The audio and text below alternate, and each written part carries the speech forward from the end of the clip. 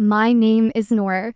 When I look back at everything that happened, it still surprises me how quietly a person can lose pieces of herself without realizing it. My relationship with Adrian didn't begin with chaos or red flags or shutting matches. It began with charm. He was the kind of man who walked into a room and instantly became the center of gravity. Not because he forced himself there, but because he carried an air of certainty that made you feel he must know something the rest of us didn't.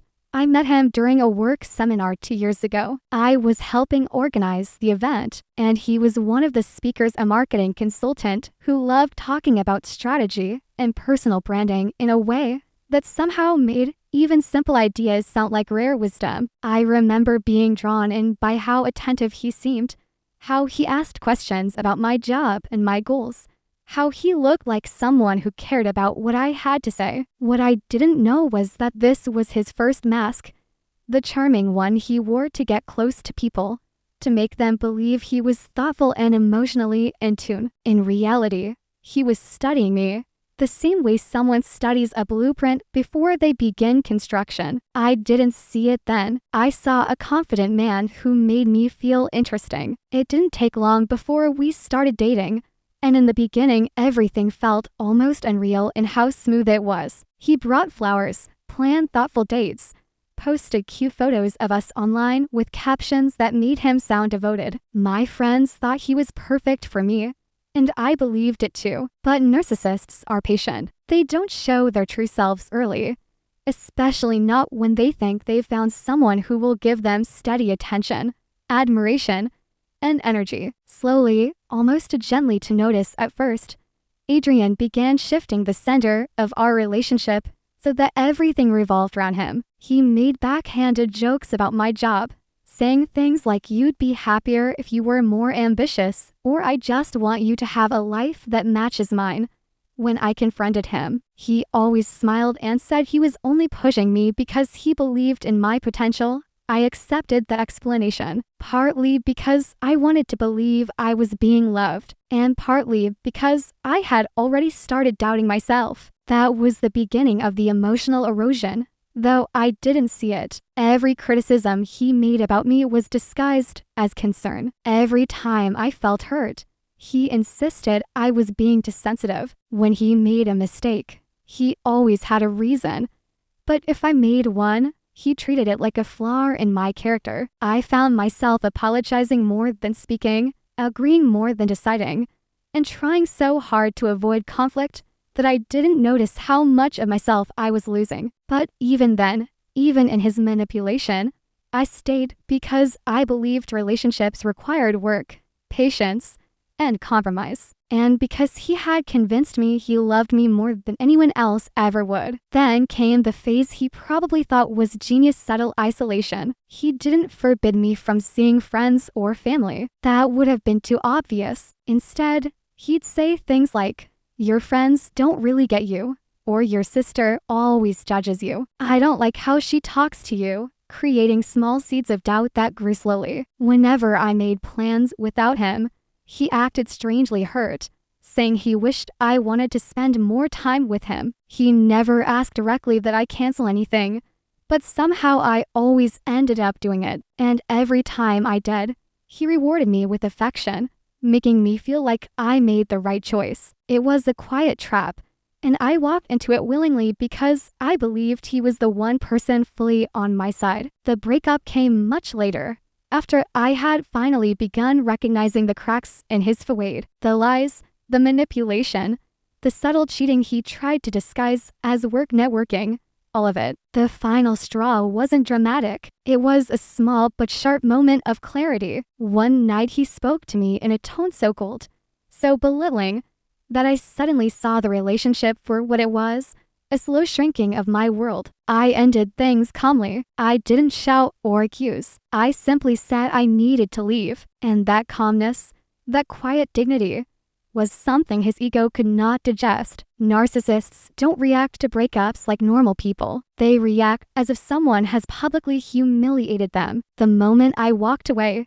He didn't try to fix anything. He didn't apologize or reflect. Instead, he went straight into revenge mode. At first, I didn't realize what was happening. Friends became distant. One of my coworkers stopped replying to my messages. A cousin who used to call weekly suddenly avoided me. I figured life was just busy. But then I noticed a pattern in odd stiffness in the way people spoke to me, a strange tone, like they knew something I didn't. One evening, my friend Maya finally told me the truth in a hesitant voice. Adrian had been telling people we broke up because I was emotionally unstable, manipulative, and jealous of his success. He crafted a whole story about me being clingy and controlling, the very traits he spent years projecting onto me. He even told some people I cheated on him, which was incredibly ironic considering he was the one sneaking around with other women under the excuse of networking dinners. But he didn't stop at words. He created fake screenshots of conversations that never happened, texts making me look obsessive, begging him to take me back, threatening him emotionally. They were so carefully made that someone who didn't know the full story might have believed them, and many did. When I learned all this, I didn't react the way he probably hoped I would. I didn't explode or confront him. I didn't try to defend myself to everyone who believed his lies. Yes, it hurt. It hurt deeply to know my reputation, something I had built quietly and honestly, was being torn apart by someone who couldn't handle losing control over me. But I also knew something Adrian didn't expect. I wasn't the fragile version of me he had crafted in his mind, and I wasn't going to fight him with noise. I was going to fight him with truth, calmly, quietly, and with patience. Because while he was busy spreading lies to whoever would listen, I was busy documenting everything, every message, every fake screenshot, every contradiction, every person he manipulated. He thought he was playing a game of speed, destroying my name before I even had time to react. But I was playing a different game entirely, the long one, the one where the truth always wins in the end.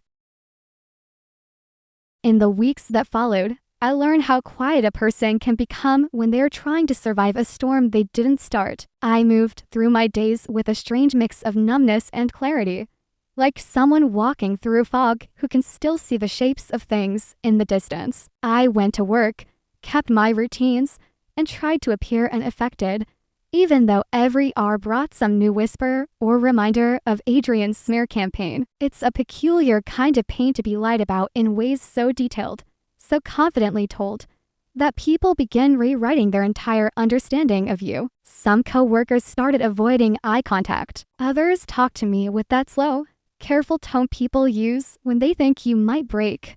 I discovered that Adrian told them I had meltdowns during our relationship, that I was emotionally volatile, that I had tried to sabotage his projects out of jealousy. He had a whole library of stories he rotated depending on the audience. With friends, he played the heartbroken victim, telling them he did everything to support me, but I was too insecure. With coworkers, he tried to appear professional, sighing dramatically as he claimed he had ended things because my mental health concerns were interfering with my work. With acquaintances who barely knew either of us, he spun the wildest tales because he knew they wouldn't question him. What hurt the most wasn't the lies themselves, it was the realization that some people I trusted didn't even bother asking for my side. Quietly, without a single mistake of my own, I was becoming the villain in a story I didn't write. But even then, as painful as it was, I refused to let anger guide me. Instead, I started observing every shift in behavior, every comment that hinted at something Adrian had said, every sudden coldness from someone who used to be warm. And each time I sensed something strange,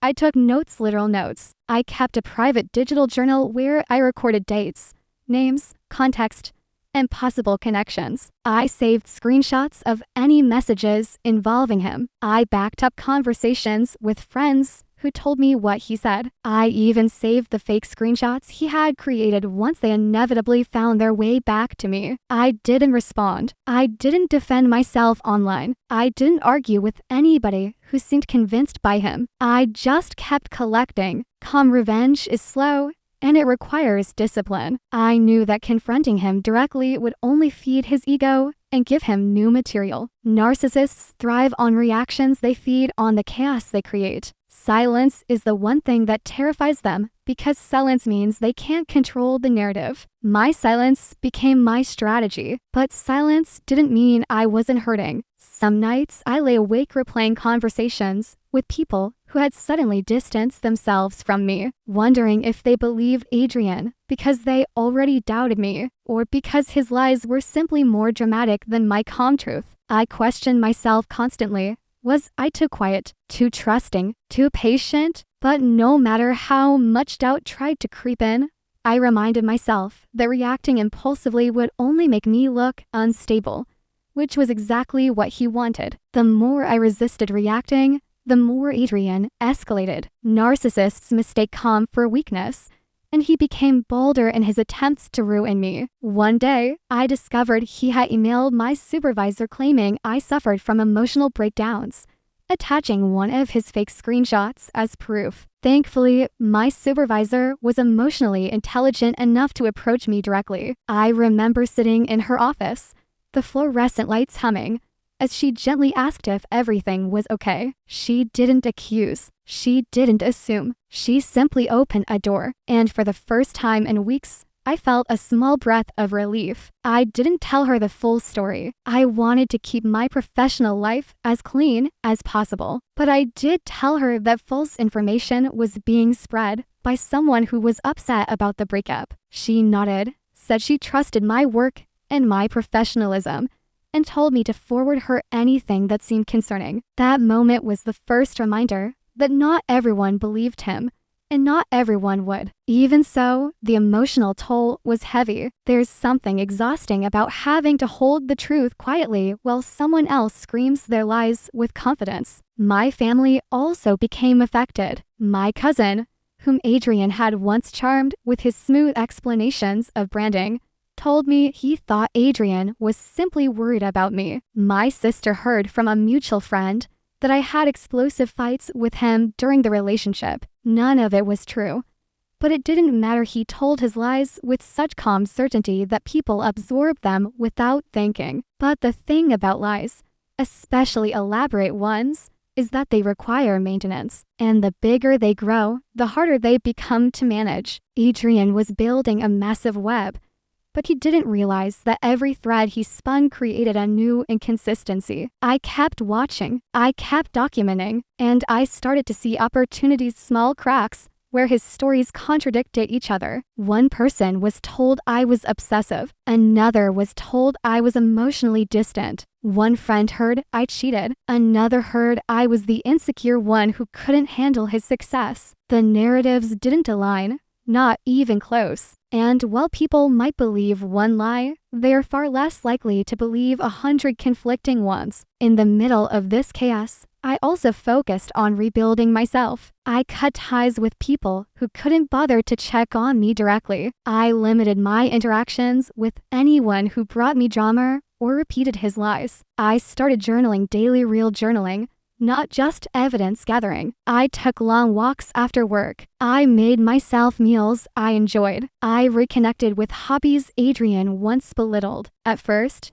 it felt forced, like I was pretending to have a normal life while my reputation was being shredded in the background. But slowly, something inside me began to come back, a sense of self I had forgotten under the weight of his manipulation. One small but important turning point happened 3 months after our breakup. I ran into a former friend, someone who had believed his lies at first. She approached me hesitantly, like she was unsure if she should say anything. But after a few minutes of awkward conversation, she admitted he had recently told her a new version of events, one that didn't match the earlier stories he had fed her. Something clicked for her in that moment, and she started asking questions. She started seeing the pattern. That conversation became my first confirmation that his web was unraveling, slowly but surely. Not because I fought him, not because I defended myself, but because lies collapse under their own weight. Still, I wasn't ready for the final reveal. I wanted the timing to be perfect. I wanted the truth to come out so cleanly,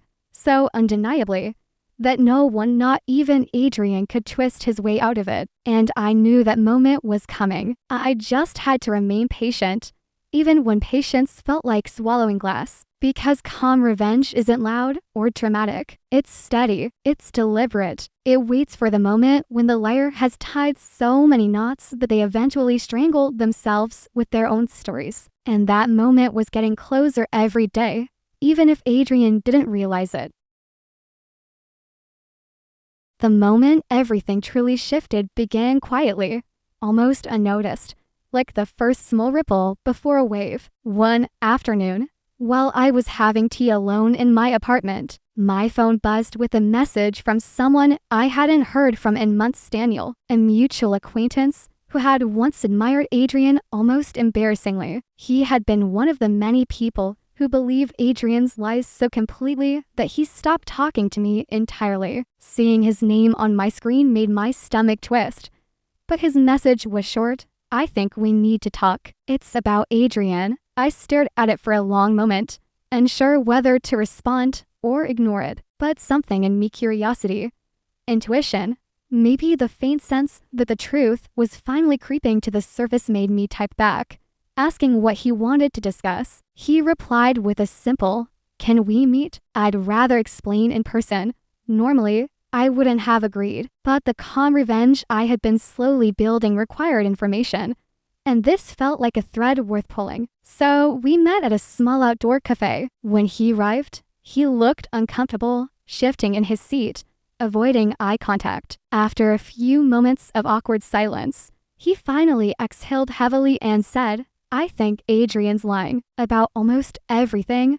Those words didn't shock me. I already knew they were true. But hearing them from someone who had once worshipped Adrian was like watching the first crack in a dam. Daniel explained that Adrian had recently started bad-mouthing me to a new circle of people, but the details kept changing depending on who he spoke to. One version painted me as obsessive, another as cruel, another as a victim, and then back to a villain. The contradictions were becoming impossible to ignore. People were starting to question him, and the most interesting detail was this. Adrian had apparently told one new coworker that I had stolen a significant amount of money from him during our relationship, an accusation so bizarre and easily disproven that even those who admired him were confused. This was the moment I realized he was spiraling. Narcissists rely on control, and the moment they feel it slipping, they thrash harder. His stories were becoming desperate, and desperation leaves fingerprints. Daniel apologized for believing Adrian and admitted he felt guilty for distancing himself from me. I told him calmly that it was all right,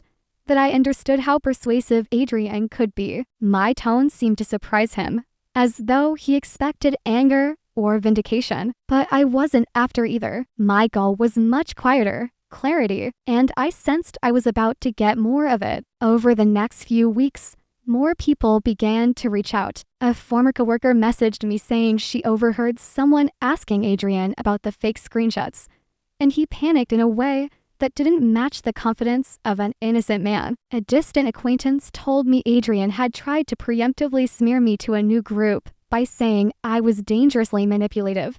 Yet when they asked him for details, his explanation kept changing. Each interaction was like another piece of evidence falling into place. But the biggest shift came from a direction I didn't expect. One of the women Adrian had been secretly seeing during our relationship reached out to me. Her name was Jade, and she had believed every word he fed her. He had apparently told her that I was deranged, that I stalked him after the breakup, that I tried to ruin his life. But when she saw him posting online with yet another woman, someone he likely lied to the same way she confronted him. And in that confrontation, his story changed again. He claimed I was the obsessive one, then claimed I wasn't, then said he wasn't sure what happened, then said he didn't remember. Jade, to her credit, didn't take the inconsistency lightly. She messaged me a long apology, explaining everything she had heard from him, attaching a list of dates, screenshots of conversations, even audio notes he had sent her. Each one was a small puzzle piece, fitting neatly into the patterns I had already documented. I thanked her gently and asked if she would be willing to keep the records in case things escalated. She agreed. The more these pieces accumulated, the more I felt a quiet confidence building inside me, not the loud, triumphant kind, but the steady kind that comes from finally realizing the truth has more weight than the lie ever did. Meanwhile, Adrian had absolutely no idea that his castle of manipulation was crumbling. In his mind, he was still in control. He still posted small, pitiful messages online, implying he had been hurt deeply by someone he loved. He made vague references to betrayal. He even posted a quote about surviving emotional abuse, clearly painting himself as the victim in the most dramatic way possible. People who didn't know either of us would comment with sympathy, and he thrived on those comments like a starving man. At first, these posts upset me. They felt like another stab at my character, but as I read more of them, something unexpected happened. They stopped hurting. They became predictable, transparent. His words no longer felt personal, because I finally understood something. None of this was ever about me. It was about his need for admiration, his need to feel morally superior, his need to be validated constantly, because without attention, he felt worthless. Once I realized that, his lies became less frightening. They became sad, and sad people, especially those who believe they are superior, eventually expose themselves without anyone having to push. So I watched and waited, and during that waiting, I made progress in rebuilding my own life. My supervisor respected me more than ever. My work performance remained strong. I made new friends who knew me through my actions, not through anyone's narrative. The people who mattered stayed, and the ones who believed Adrian without question quietly removed themselves from my life, which felt more like cleansing than loss. But the story didn't end with his lies unraveling among friends. Something much bigger was coming, and it started with a work conference. Ironically, the same type of event where I had first met Adrian. My supervisor asked if I would help host and organize because she trusted my professionalism. I agreed, wanting to contribute, not realizing that this event would become the setting for a turning point I never planned. Adrian had recently started working with a small consulting group that often attended such conferences. I didn't know whether he would be there, but I also didn't care. I wasn't afraid of him anymore. I had too much truth in my possession now to fear his presence. On the first day of the conference, I saw him across the room. His hair was styled neatly. His clothes looked carefully chosen. But his eyes had that restless, darting quality I'd only seen near the end of our relationship, when he couldn't keep track of his lies anymore. He avoided looking in my direction, but I caught him watching me several times when he thought I wasn't paying attention. Not with affection or regret, no, those emotions were too human for him. He watched me with calculation, trying to figure out what I knew, what I believed, what my life looked like now. That was when I realized he didn't want revenge anymore. He wanted control back. He wanted to know if I still cared enough to react to him. I didn't, or rather, I chose not to. Throughout the event, I stayed composed, interacting with attendees, answering questions, managing schedules, doing my job with quiet confidence. And every time I passed him, I kept my focus ahead, my expression neutral, never giving him the satisfaction of acknowledgement. That quiet indifference seemed to unsettle him more than anything. Narcissists hate being ignored. They hate not being the center of your emotional world. And my calmness clearly shook something in him. Later, during a networking session, I overheard part of a conversation he was having with two people from another company. He was telling them some of the same lies he told before, trying to make himself look noble and wounded. But this time, something new happened. One of the people questioned him. They asked details. They asked why his story didn't match what they'd heard from someone else earlier. They asked why he was bringing up drama during a professional event. He stuttered. He tried to redirect. He laughed awkwardly. He contradicted himself twice within a single minute. And the longer I listened, the clearer it became that he was losing his script. His weight was cracking right there in front of strangers. I didn't say a word. I didn't intervene. I simply walked past him, calm and silent, knowing that time was doing all the work for me. And though he didn't know it yet, the truth was about to become unavoidable, because what happened next was the moment everything began collapsing for him, not because I forced it, but because his lies finally reached the point where they could no longer stand without support. The collapse began slowly, not with some dramatic public confrontation, but with small, almost fragile moments that revealed more truth than any argument ever could. After the conference incident, where I overheard strangers questioning Adrian's stories, I noticed a shift in the energy around him. People who once flocked to him with admiration now watched him with polite distance, the kind reserved for someone whose mask is beginning to slip. But the moment that pushed things forward came a week later, when I received an unexpected email from the HR department of the company hosting the conference. They asked if I would be willing to provide a statement regarding a complaint filed by one of the attendees about unprofessional behavior witnessed at the event. They didn't specify who the complaint involved, but the description matched exactly what I had overheard from Adrian. The contradictions, the inappropriate sharing of personal drama, the attempt to paint himself as a victim during a professional networking session. I responded calmly,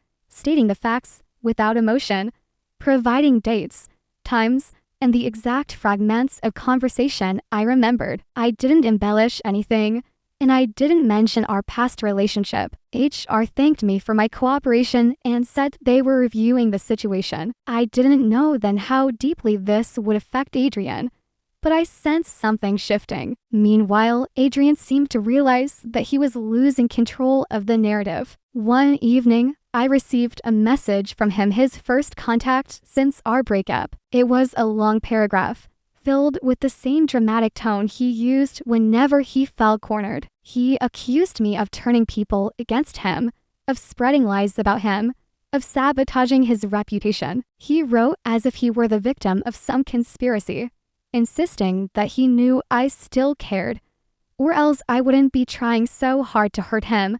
Reading his words felt surreal, almost comical. I hadn't spoken to anyone about him except when necessary, and even then, I had stayed strictly factual. But narcissists can't imagine a world where someone simply moves on. To them, silence is never just silence, it must be a strategic attack. I didn't respond. He sent another message an hour later, shorter this time, demanding that I stop whatever I was doing. Again, I ignored it. My silence clearly agitated him, because over the next week he attempted to contact me several more times, messages alternating between pleading, threatening, insulting, apologizing, and then accusing again. It was like watching someone cycle through every emotional mask they owned, trying to find one that would pull a reaction out of me. But I stayed calm, collected, unresponsive. My lack of engagement was not about revenge in that moment. It was about reclaiming my power. Every message he sent only added to my growing file of documentation. I saved each one, noted the timestamps,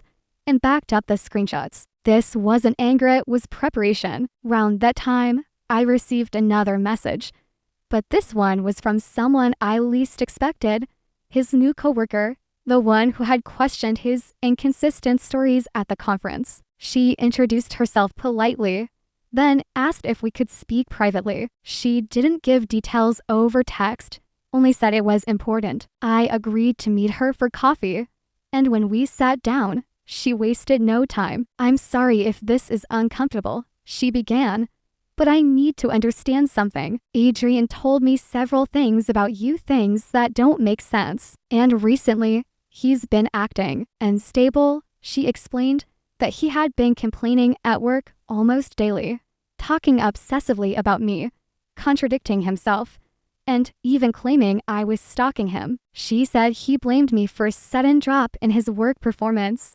insisting that I was purposefully ruining his life. But the part that caught my attention most was this.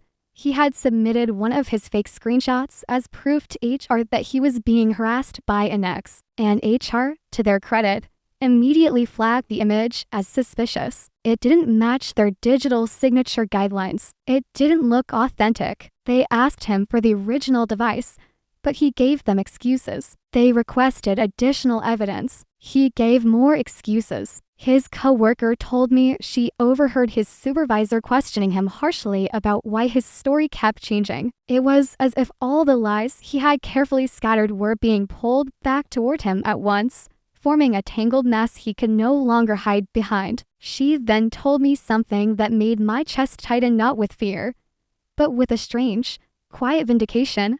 I think he's been doing this for a long time, manipulating people, twisting stories, playing victim when things don't go his way. You're not the first person he's lied about, but you might be the first who didn't fall apart. Hearing that didn't make me feel better exactly, but it did give me clarity. My calmness wasn't just helping me, it was exposing him. His coworker asked if I had any documentation or proof of the things he was doing, because HR was conducting an internal review. I chose my words carefully. I told her I had kept records for my own safety, but that I would only share them through official channels if requested. She respected that and thanked me. Later that week, I did receive an email from HR, not the conference HR this time, but the HR of the company Adrian worked for. They stated they were investigating a potential falsification of evidence and asked if I would be willing to provide context regarding the screenshots Adrian had submitted. I felt nervous, but also steady. Truth has a grounding weight to it, and mine had become a kind of anchor. I agreed to speak with them. The conversation was calm and professional. I explained the timeline of events,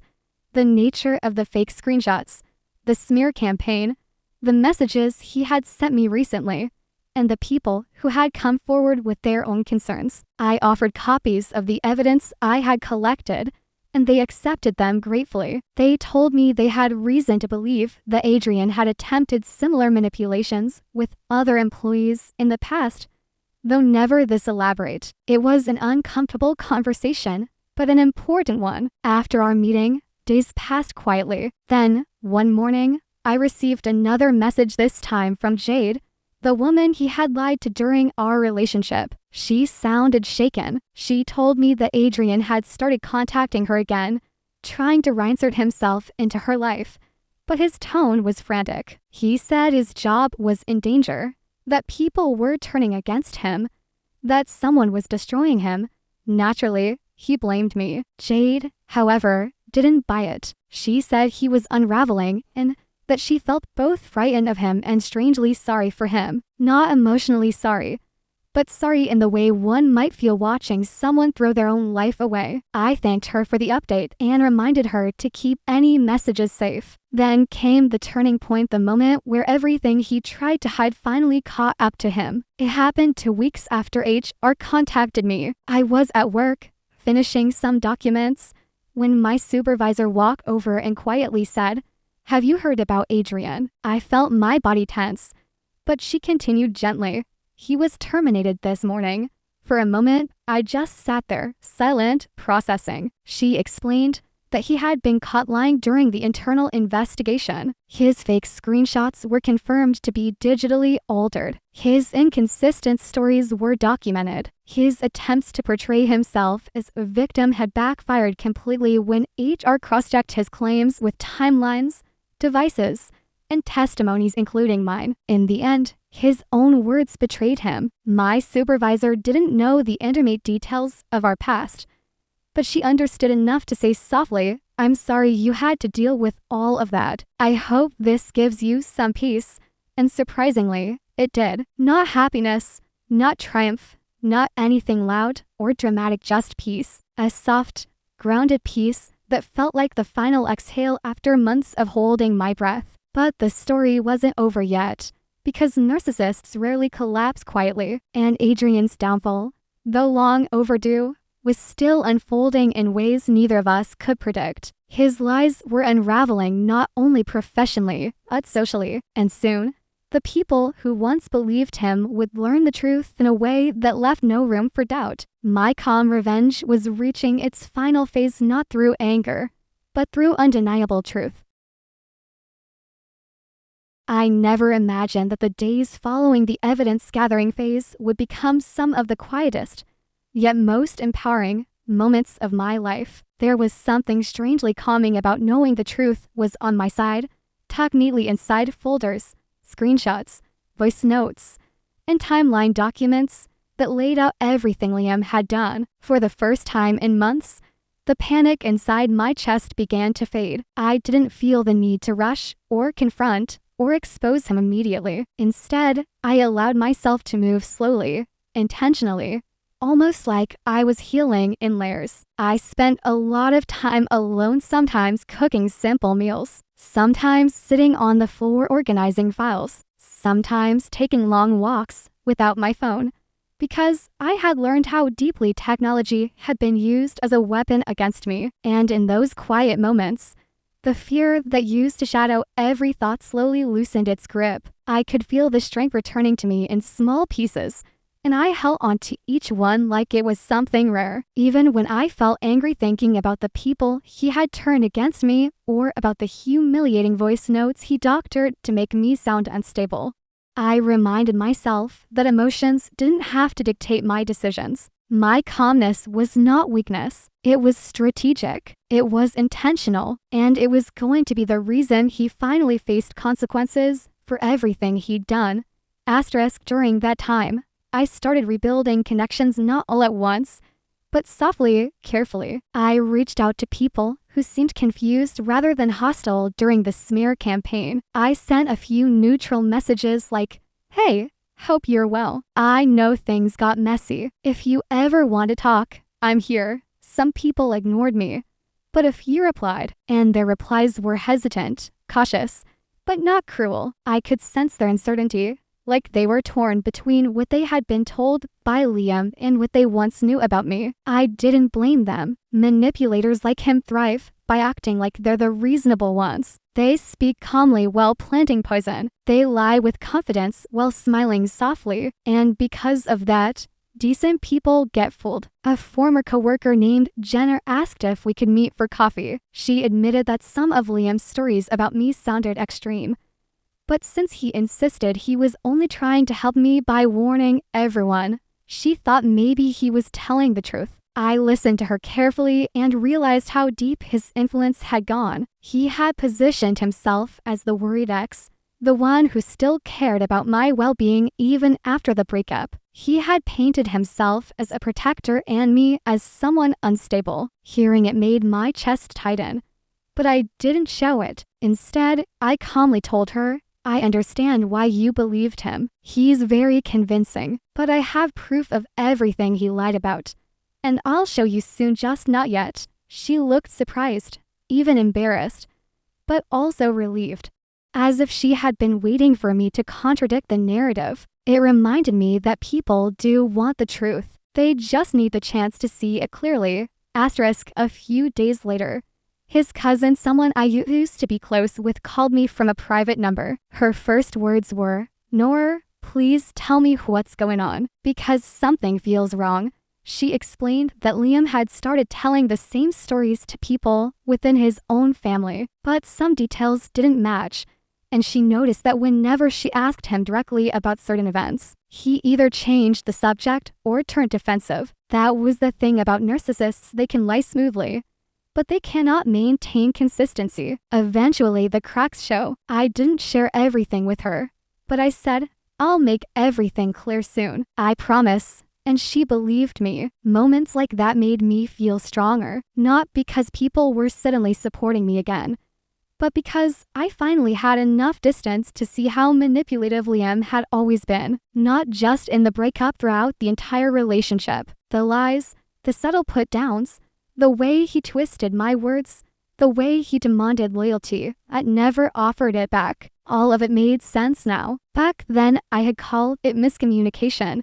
Now I knew it was calculated control, Asterisk, the turning point came when I received an email from HR at my workplace. They wanted to schedule a meeting with me. At first, I panicked. I thought maybe another rumor had reached them. But when I opened the rest of the email, I realized something had shifted. They wrote, "Certain allegations have been brought to our attention, and after reviewing available information, we believe there may be an attempt to falsely damage your professional reputation."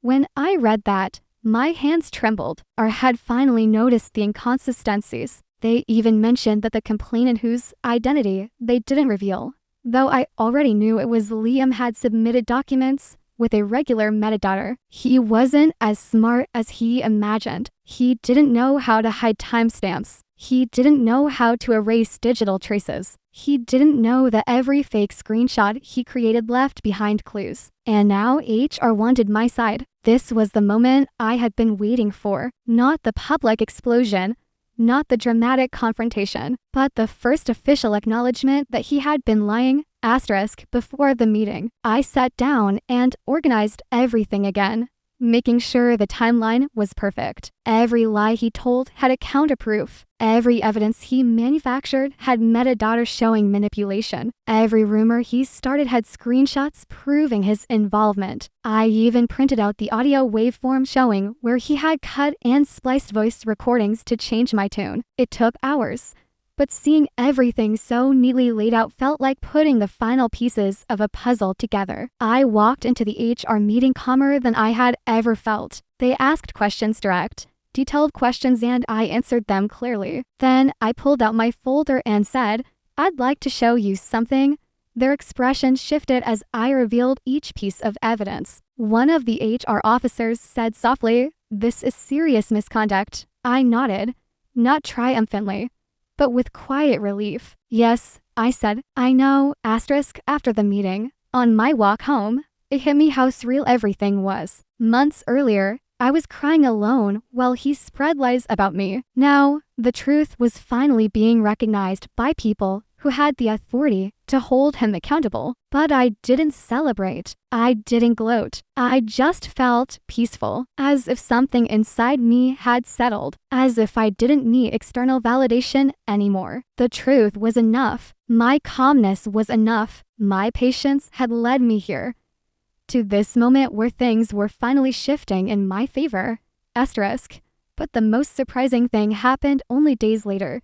When Liam himself tried to confront me, he didn't know HR had contacted me or that people had begun questioning his stories. He only sensed that things were slipping out of his control. He sent me messages demanding to talk, claiming that misunderstandings were happening and that people were twisting his words. When I didn't respond, he showed up near my building, pacing outside like he used to after arguments. I watched him from my window. The same man who once strutted with confidence now looked restless, anxious, almost desperate. But I didn't go outside. I didn't text him. I didn't even acknowledge him. He had thrived on reaction, on emotional responses, and me explaining myself endlessly. Now, he had nothing to feed on, and I think the silence scared him more than any confrontation ever could. Asterisk, over the next few days, small pieces of his facade began to fall apart. People he once manipulated started distancing themselves. A mutual friend texted me saying, "I think I owe you an apology. Some things aren't adding up." Another wrote, "I feel like he's hiding something."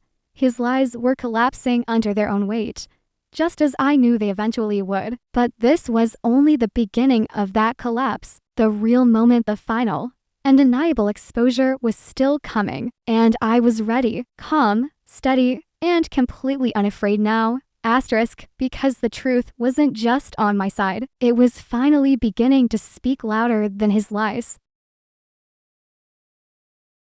The final act of this long, quiet battle began in ways I hadn't planned, but somehow fit perfectly with the pace I had set for myself. A week after Liam's increasingly desperate attempts to contact me failed, I received an unexpected call from a mutual acquaintance who had always been skeptical of his stories, but had never fully confirmed anything until now. She spoke hesitantly, then carefully, as if every word might startle a fragile balance.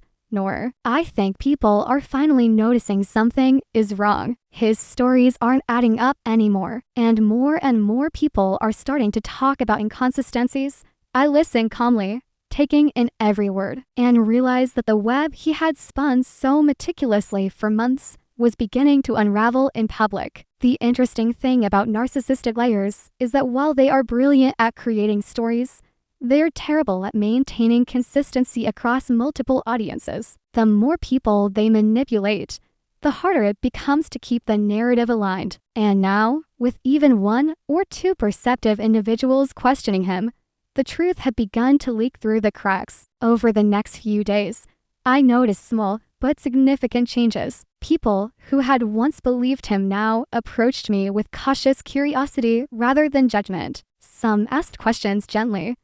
Others shared what they had heard from him, and a few even admitted they had felt uneasy about his version of events all along. I didn't react with triumph or relief. I simply listened, calmly, answering questions with factual, composed explanations, never needing to raise my voice or convince anyone of my credibility. The more people verified the inconsistencies themselves, the more Liam's control evaporated. Then came the moment I had been quietly preparing for months.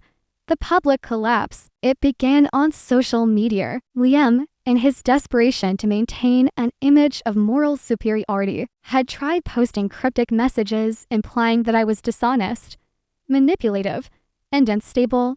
He expected sympathy, attention, and outrage. Instead, he was met with subtle but sharp scrutiny from those who had begun to notice the contradictions. Comments questioning his credibility appeared, some supportive of me, others simply pointing out logical inconsistencies in his narratives. The more he tried to respond, the more tangled he became. He contradicted himself in real time. He deleted posts hastily, reposted with slightly altered wording, then got defensive when people asked for clarifications. His audience, once loyal, began losing faith. They sensed the instability that I had long predicted, and when he reached out to yet another mutual friend with the same fabricated story, that friend armed with the evidence I had quietly helped accumulate responded publicly in a calm, rational way, demonstrating the falsity of Liam's claims. That single act set off a chain reaction. Within hours, multiple individuals started sharing small pieces of the truth messages,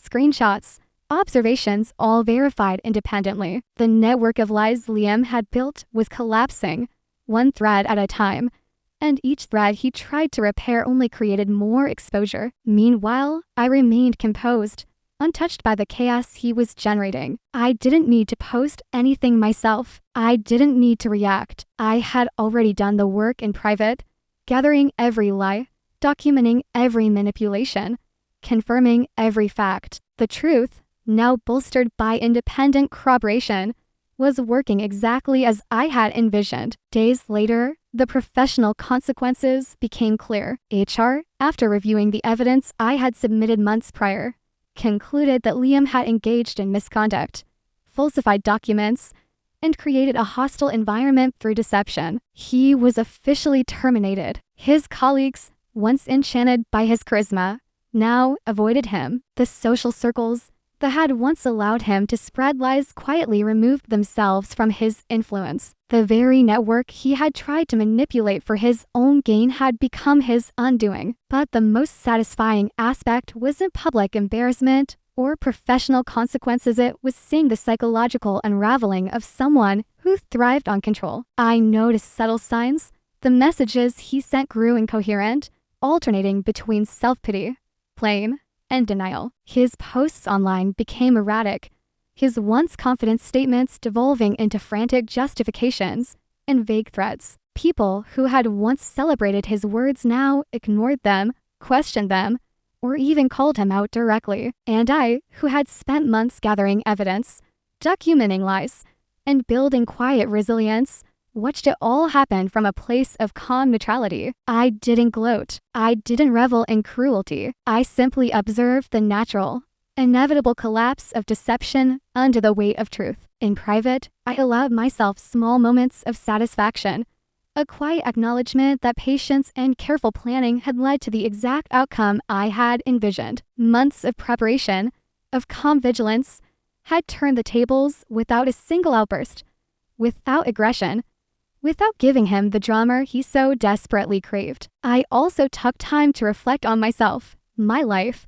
and my growth during this period. I realized that the calm revenge I had executed wasn't just about him. It was about reclaiming myself, about proving to myself that integrity, patience, and composure have a power far beyond what lies, manipulation, and ego can ever achieve. I reconnected with friends who truly valued me, strengthened professional relationships that had weathered the storm, and allowed myself to enjoy daily life without constantly measuring it against his actions. The difference between now and the months prior wasn't merely freedom from harassment, it was the confidence and dignity that came from knowing the truth always has weight, even when others doubt it. Eventually, word of his termination spread in the social circles we shared. People who had once believed him expressed regret, apologized, or quietly acknowledged the truth. No amount of charm, gaslighting, or lies could withstand the combination of patience, evidence, and calm composure. Liam, who had once sought to destroy my reputation, became isolated, publicly exposed, and forced to confront the consequences of his manipulations. And through it all, I remained untouched by impulsive anger, revenge fantasies, or drama. My calm, deliberate strategy had achieved something far more satisfying than any immediate reaction ever could. It had restored my reputation, reaffirmed my integrity, and allowed him to collapse under the weight of his own choices. The lesson I carried from this experience, and the one I hope anyone listening takes away, is simple but profound. True revenge does not require aggression. True revenge is patience, composure, and strategy. It is collecting the facts, documenting the lies, waiting for the right moment, and letting truth itself be the weapon. There is no need for confrontation, theatrics, or public humiliation. All that is needed is steadfast calm, clarity, and confidence in what is right. As for me, I finally feel free. Free from lies, free from manipulation, free from fear, and above all, free from the toxic influence of someone who thrived on deception. And while Liam may forever wonder how it all fell apart, I know the answer. I waited. I remained calm. I let truth do what lies never could. And in that quiet victory, I reclaimed not just my reputation, but my peace. If you followed this story to the end, and you felt the tension, the fear, and the calm triumph, I hope it serves as a reminder that patience, evidence, and composure are more powerful than aggression or rage. If you want more stories of quiet revenge, resilience, and the triumph of truth over deception, don't forget to like, share, and subscribe to My Calm Revenge. Each story reminds us that dignity, patience, and intelligence are stronger than any lie, and that calm, thoughtful action can ultimately restore both reputation and peace in ways no impulsive reaction ever could.